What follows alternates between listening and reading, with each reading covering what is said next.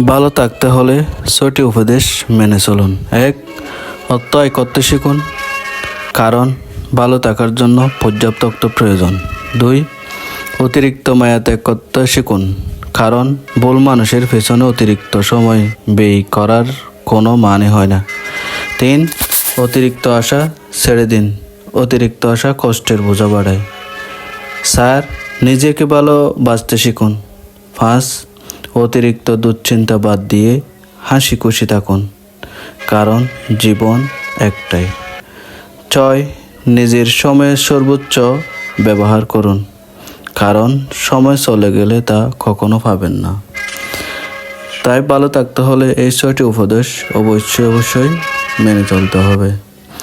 আমাদের দৈনন্দিন জীবনে ভালো থাকতে হলে এই ৬টি উপদেশ মেনে চলুন।